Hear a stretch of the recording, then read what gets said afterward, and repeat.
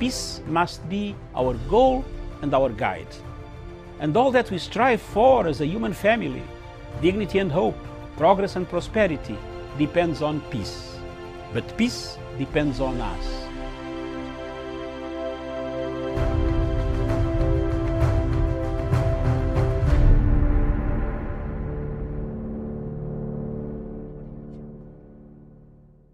Good afternoon to you, and thank you so much for finding time to be with us this afternoon. The show is Diaspora Dispatches, where I get to bring you the latest news from the continent of Africa. My name is Amira Moguto. It is a pleasure to have you on board.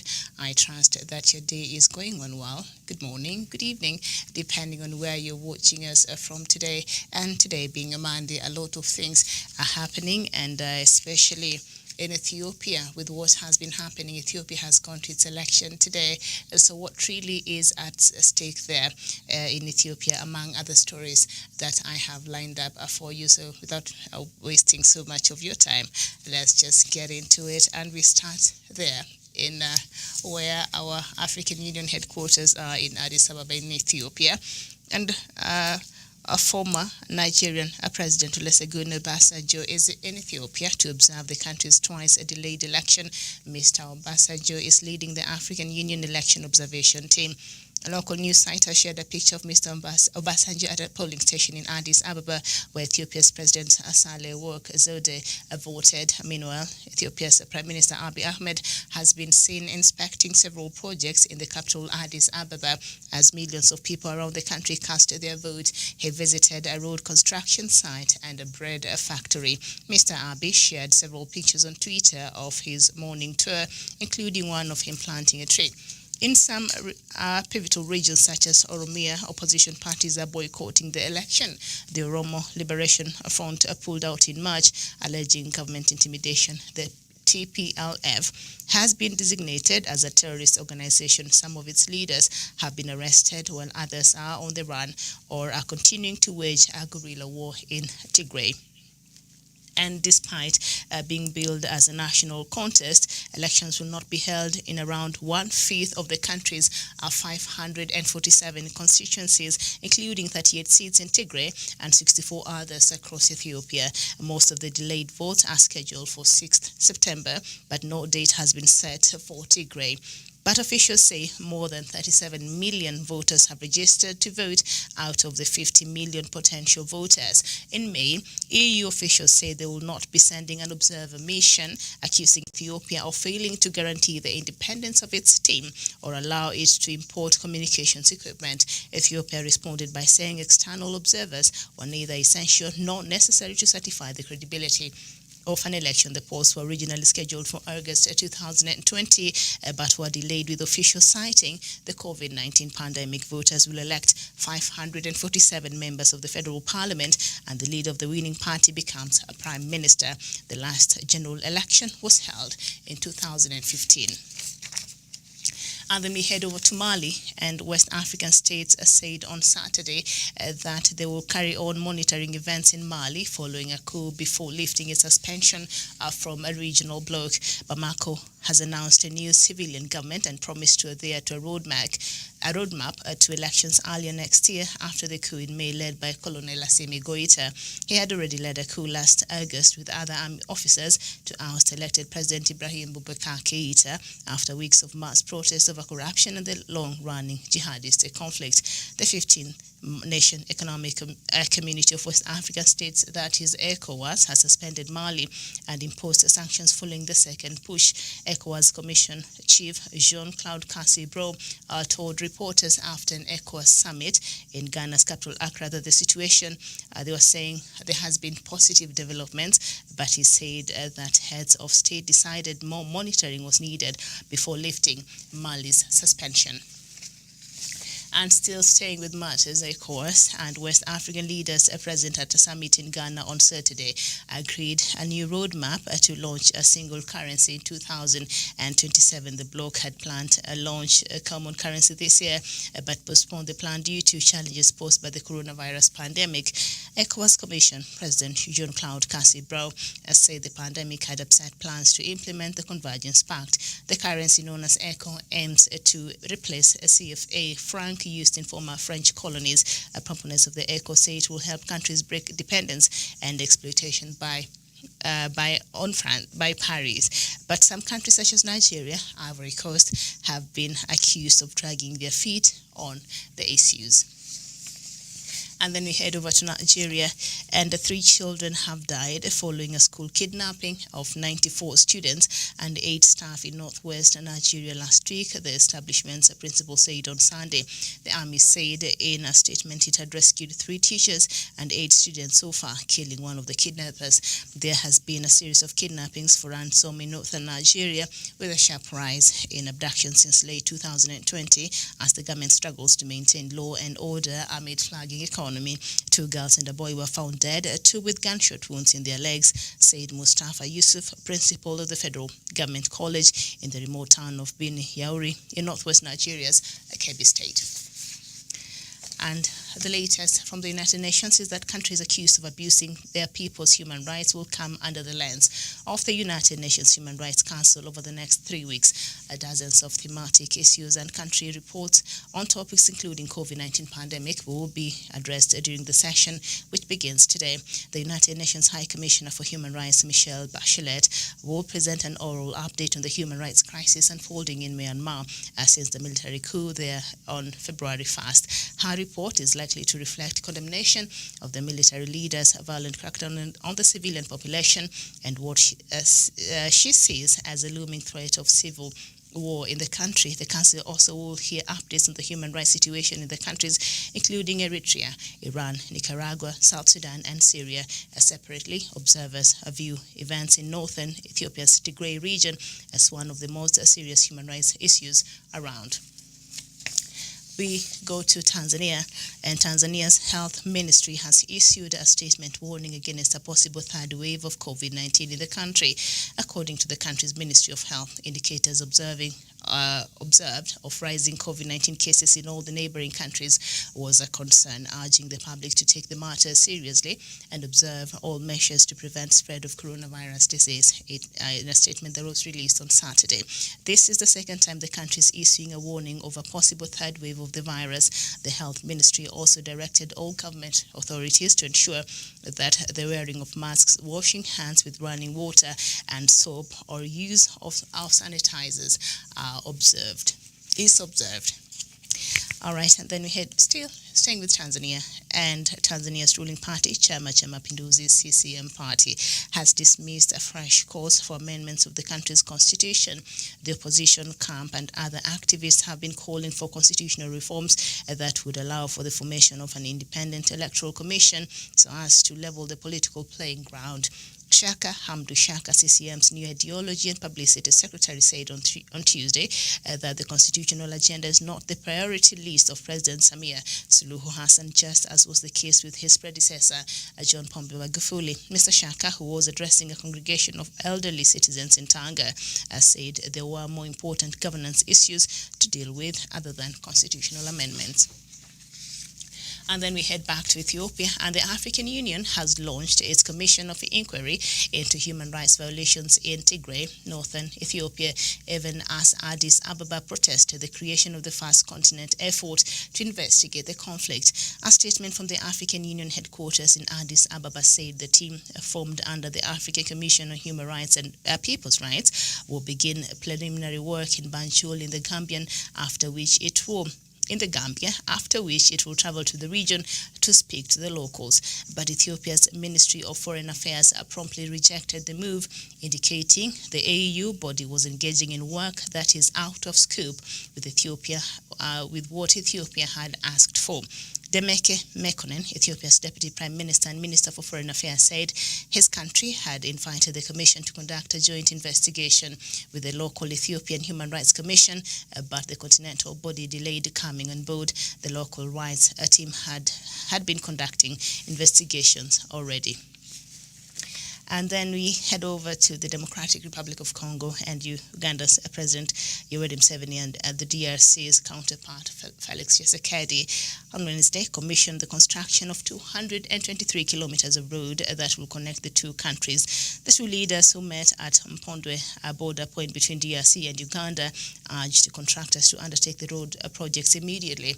They say the projects will cause a tremendous change in social economic transformation of the lives of the two countries. Uganda will contribute 20% of the total cost of the project as a measure to boost trade between the two countries. Speaking at the event, President Museveni revealed that Uganda is ready to collaborate with the Democratic Republic of Congo in other projects. And then we head back to Nigeria, and protesters have blocked the Umari-Adua way leading to the Nnamdi Azikiwe International Airport in Abuja.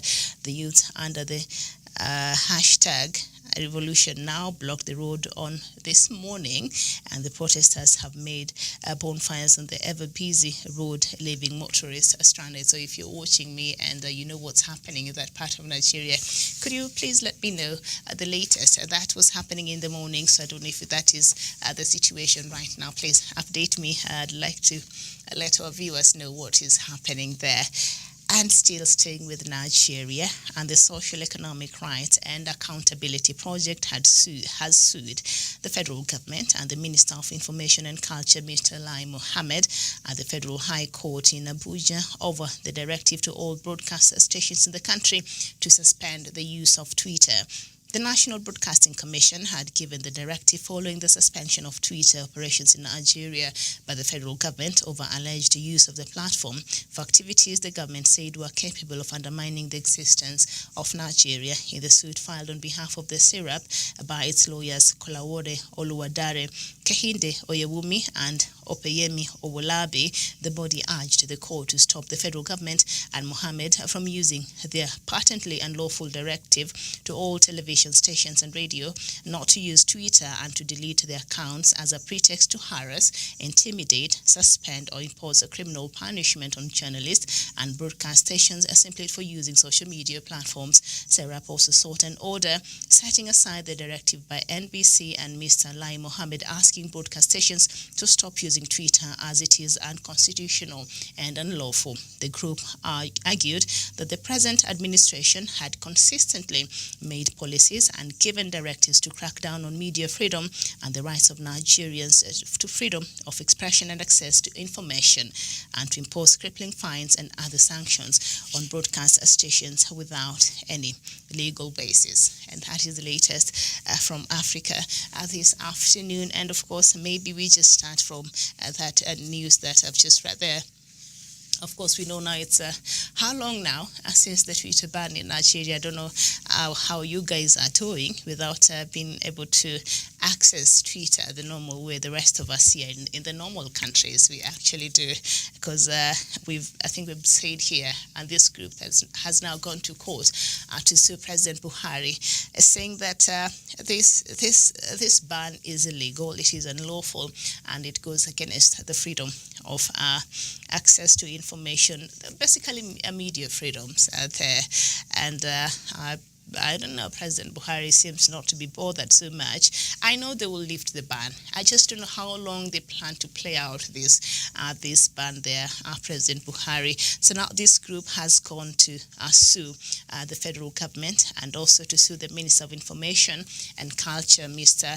Lai Mohammed, at the Federal High Court in Abuja over this directive, especially that forced television stations and radio stations in Nigeria, like media houses, legit media houses in Nigeria, to suspend, not to remove their Twitter accounts from Twitter. So they have gone to court to challenge that. We know Twitter is a very important tool when it comes to this new age of how we receive and how information is disseminated to the masses out there. Twitter has become very important tool that has enabled easy communication and access to information. So this group is arguing by the federal government and also Minister for Information and Culture, Lai Mohammed, insisting on this ban.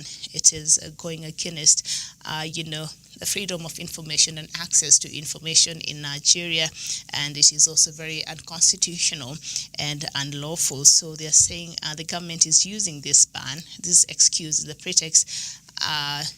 Now it looks like they're harassing the media, and also they're using this ban to intimidate and also impose a criminal punishment on journalists and broadcast stations who perhaps by now have not deleted their Twitter accounts as was demanded by the federal government, led by President Buhari.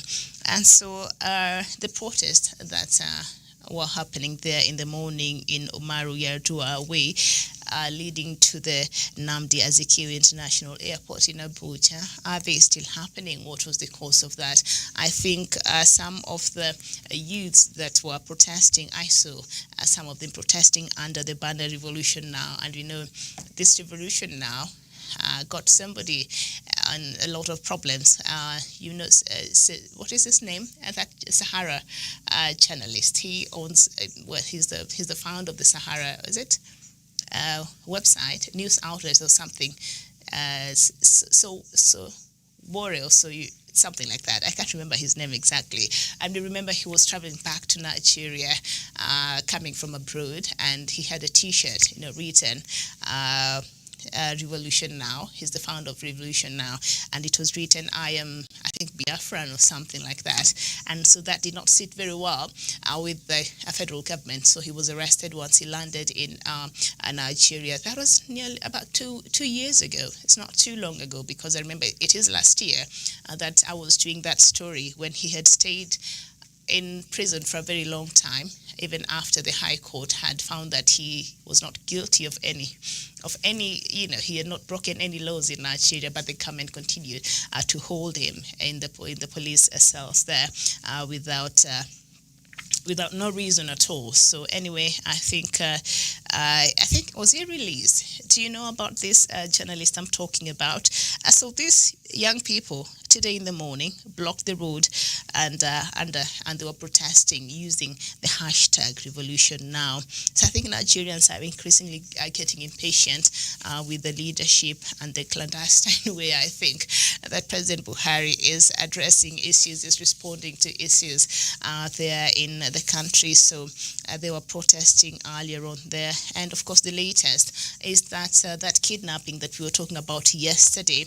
And now from that kidnapping, apparently 94 students were kidnapped, and out of that, 3 children have died, and 94 students were kidnapped and 8 staff in the northwest Nigeria. And so from yesterday, what we're getting now is that of the 94 students who were kidnapped, 3 are now dead. 2 girls and a boy were found dead, 2 with gunshot wounds in their legs. This is just sad. This is just sad that this is not good. This is not good at all. I think that the government of Nigeria should do something. I don't know what President Buhari is waiting to happen for him to get his act in order. I don't know. He's waiting for the whole of Nigeria to be up in flame before he can actually get a strategy or measures and put in place that, look, I don't know why we're even wasting time on this. It is just a couple of days ago, President Buhari came out and said what?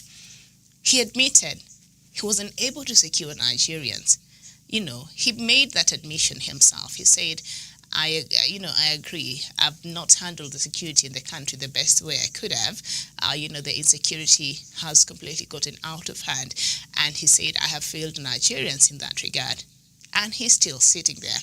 Now, when he made those statements, when Nigeria was celebrating, Democracy Day. Remember, Nigeria first had democratic elections in 1999, I believe.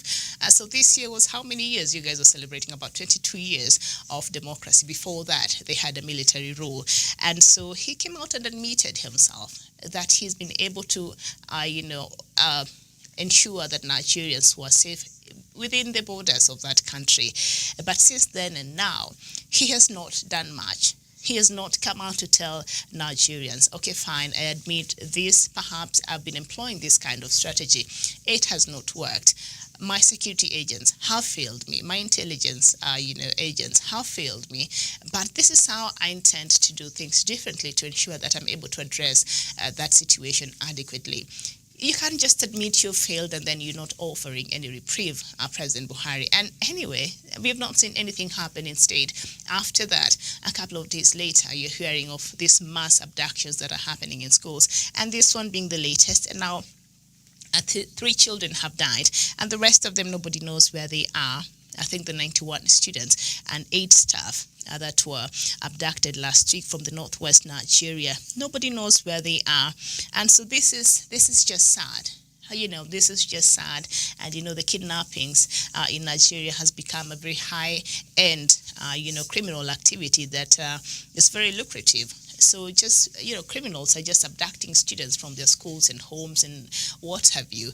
And there are a few elements, I think, that they're colluding within the society that pretends to act as if they are mediating and, they give them the ransom and all of that. So it is ridiculous. And President Buhari already told you, he has failed, but he's still sitting there, banning. I think Twitter was really perhaps exposing, his inept as a president, his inadequacy as a president, and Twitter is very instrumental in how it has, even end SARS. It is through Twitter that those calls are made and the protesting and all of that, and people are able to organize and come together and go out and protest.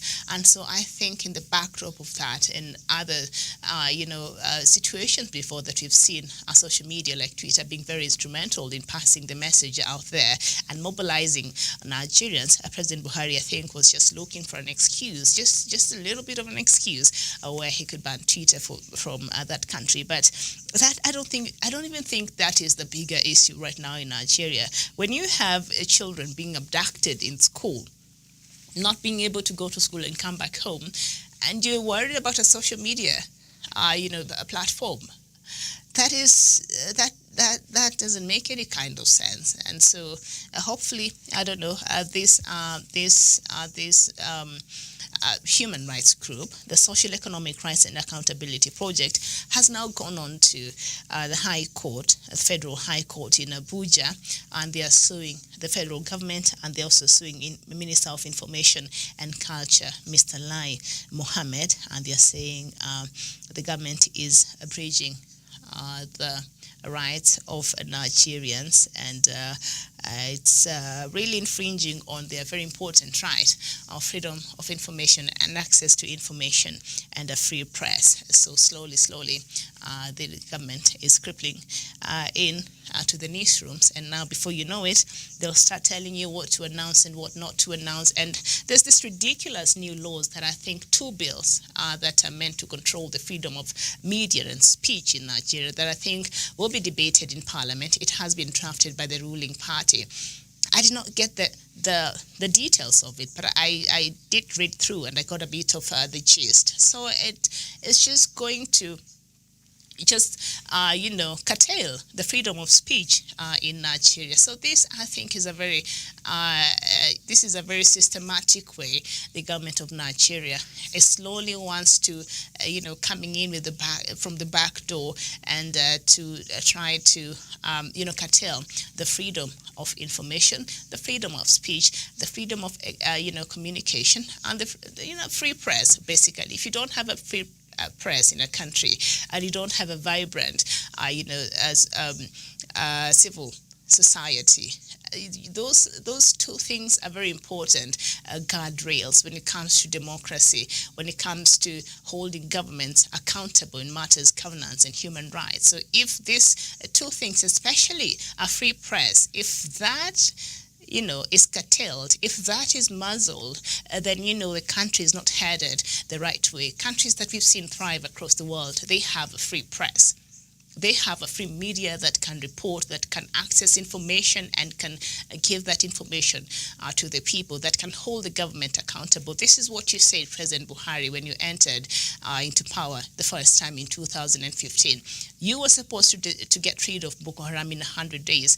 So after 7 years later, we are here to remind you that you have failed miserably. You've not done much. That is what the media is there for, to hold President Buhari accountable, to hold the governors there accountable, to hold the members of parliament accountable and the Senate and all that.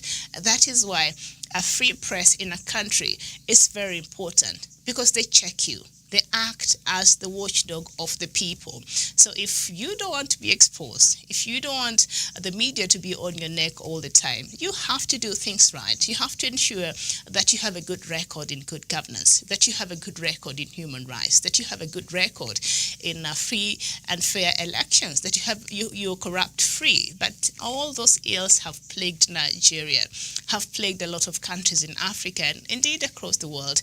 And when you see countries that are uncomfortable with the free press, that tells you a lot is going on that is not okay. And so they try to muzzle the media instead of just doing their job and cleaning up their mess so that we have good things to talk about. But if not, then we shall continue talking about the insecurity in Nigeria. You have muzzled, the press there, but we're here. We still get the information and we know what is happening, and we shall continue talking because that is our job. All right, to tell the world what is happening. So let's now talk about and tell the world what else is happening today as Ethiopia went to its election. And as we speak, former Nigerian President Olusegun Obasanjo, who I might add, has been a very vocal critic of current president of Nigeria, current president of Nigeria, all right, Muhammadu Buhari. How am I forgetting his name? And we talk about him here every day. So now the former Nigerian president, Olusegun Obasanjo, is the one that is leading the African Union, our election observers, into observing the elections that are taking place today in Nigeria in a backdrop of a crisis that is happening in not in Nigeria, but in Ethiopia, all right? That is where our African Union headquarters are, in Addis Ababa. And let me just read us that story. I read us earlier about the African Union forming a team. Here we are. The African Union has launched its commission of inquiry into human rights violations in Tigray. And now African Union headquarters, our headquarters, are based in Addis Ababa in Ethiopia. And I've told you here, and we keep telling you, there is a genocide that is actively going on in that part of Ethiopia, all right, in the Tigray region. So today, former president of Nigeria, Olusegun Obasanjo, is the one that is leading the African Union Observer Mission to observe the elections that are ongoing right now in Ethiopia. And Ethiopians are set to go and elect 547 members of parliament. That is what they're supposed to be doing. But unfortunately, some regions, including 38 seats in Tigray and 64 others across Ethiopia, those people will not get to vote. The Tigray region have been left out because of the crisis that is ongoing.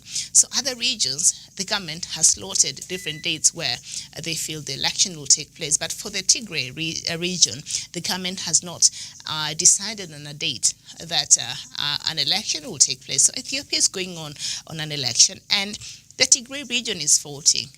And in case you're wondering what is at stake here, Tigray region has a population of 7 million plus people. So how you're going to vote as a country, how you're going into an election, and you leave the voice of 7 million people, and you try to act as if these 7 million voices don't matter. Prime Minister Abiy Ahmed. This is a ticking time bomb, and we've seen what has been happening, of course, out there in the Tigray region. And Ethiopia, as we know, has a total area of about 1,000 square kilometers and over 117 million inhabitants, and is the 12th most populous country in the world and the second most populous in Africa. That is after Nigeria, and the national capital, obviously, is Addis Ababa. Now, Ethiopia is a multilingual nation with around 80 ethno-linguistic groups, the four largest of which are the Oromo, Amhara, Somali, and Tigrayans, all right? And the first election of Ethiopia's 547-member Constituent Assembly was held in June 1994. This assembly adopted the Constitution of the Federal Democratic Republic of Ethiopia in December 1994. And now the elections for Ethiopia's first popularly chosen national Parliament and regional legislatures were held in May and June of 1995, and most opposition parties chose to boycott these elections. Even back then, there was a landslide victory for the Ethiopian People's Revolution Democratic Front, EPRDF. International and non-governmental observers concluded that opposition parties would have been able to participate had they chosen to do so. All right, so that is back then. So now, before 1996, Ethiopia was divided into 13 provinces, many derived from the historic regions. The nation now has a tiered governmental system consisting of federal government overseeing regional states, zones, districts, and Kebeles, also known as neighborhoods. And of course, Ethiopia is a federal democratic republic composed of 9 national regional states, namely Tigray, Afar, Amhara, Oromia, Somalia, Benishangul, Gumuz, Southern Nations Nationalities and People Region, SNNPR, Gambele, and Harare.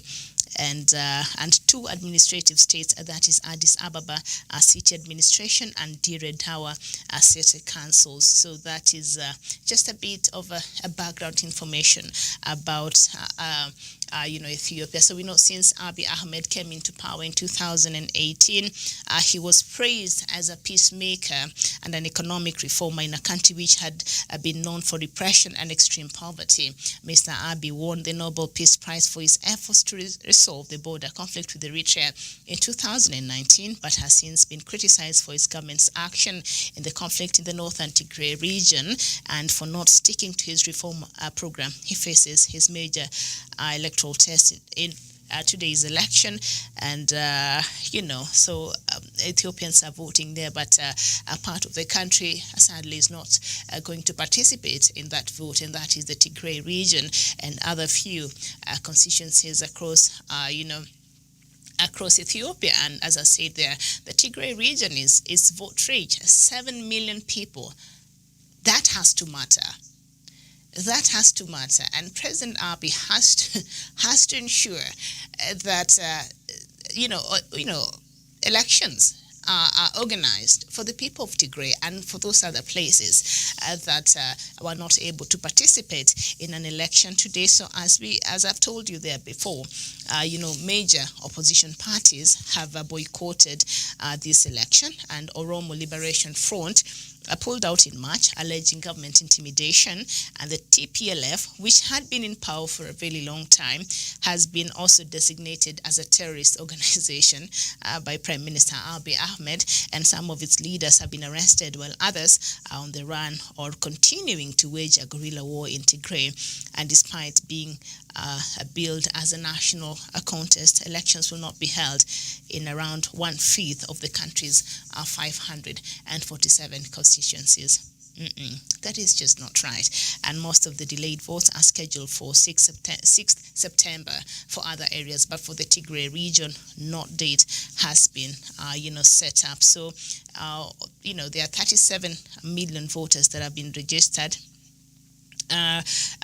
Officials in Ethiopia are saying more than 37 million voters have registered to vote out of about 15 million potential voters, all right? And out of that 37, 7 million are from Tigray, and they're not going to participate in this year's election that seeks to replace 547 members of parliament. So out of that, the leading party, that is where the prime minister comes from. So Abiy Ahmed, he was seen early in the morning planting trees and just sideshows that are really unnecessary when part of the country is starving. Part of the country, men and women and children cannot even access medical services because the government, soldiers and the soldiers from Eritrea and elsewhere continue to wage a war against the people of Tigray and for Ethiopia to refuse for a commission that has been set by African Union to investigate over the possible crimes against humanities and a possible genocide that has been happening.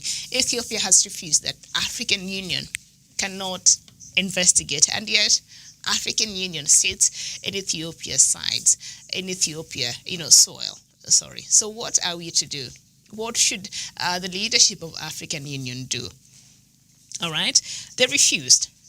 And a statement from the African Union headquarters in Addis Ababa said that the team formed under the African Commission on Human and People's Rights will begin a preliminary work in Banjul, the Gambia, and after which it will travel to the region to speak to the locals. And government of Ethiopia has refused for anybody to access that region in Tigray, media or anybody else, people who are bringing in help and food and any kind of assistance. They refused them access to that area that is highly controlled by the military of Ethiopia and also Eritrea.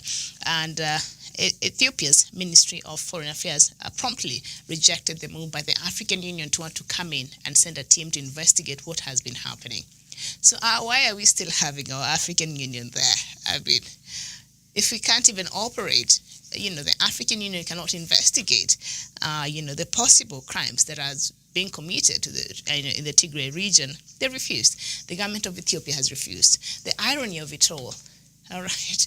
The irony of it all. They refused that African Union cannot be part of that investigation. And yet the African Union is in Addis Ababa. I tell you. All right. Thank you so much. So that is the latest from the continent here. I don't know if there's another news this news from Tanzania. I'll just touch on it very briefly. Now the government is saying that people should start observing very keenly the COVID-19 measures that have been put in place. The government saying that this is the second time the government is issuing a warning over a possible third wave of the virus. Hold on. Did I miss something? So the government of President Suluhu is saying there's a possible third wave in Tanzania. Now, what I need to know, and the rest of us who've been demanding for the figures and to know what has been happening in Tanzania, when did the first wave happen, President Suluhu? And during the first wave, how many people contracted COVID-19?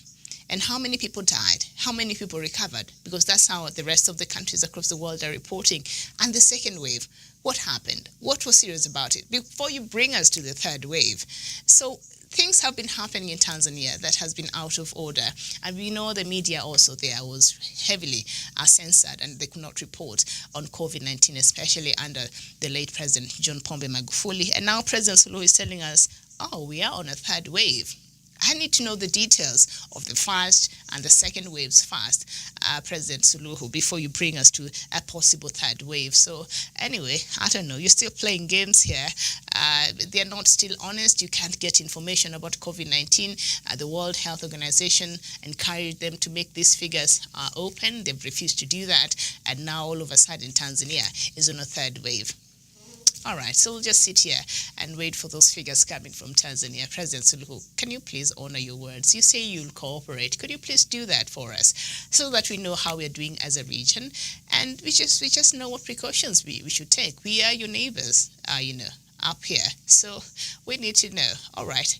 Thank you so much for watching. Thank you for your time this afternoon. Chooks, Edwin, you're saying our attention has just been adverted to news making the round that my home was invaded for the third time last night.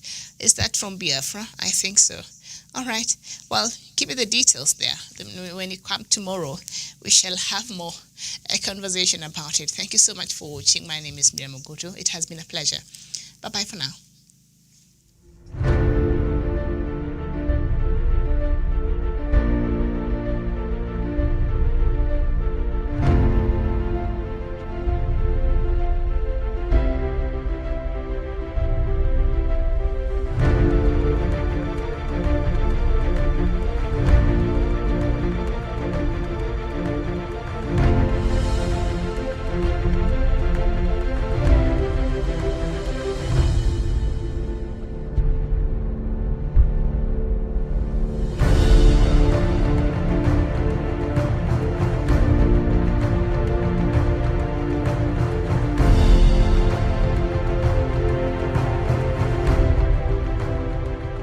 peace must be our goal and our guide. And all that we strive for as a human family, dignity and hope, progress and prosperity, depends on peace. But peace depends on us.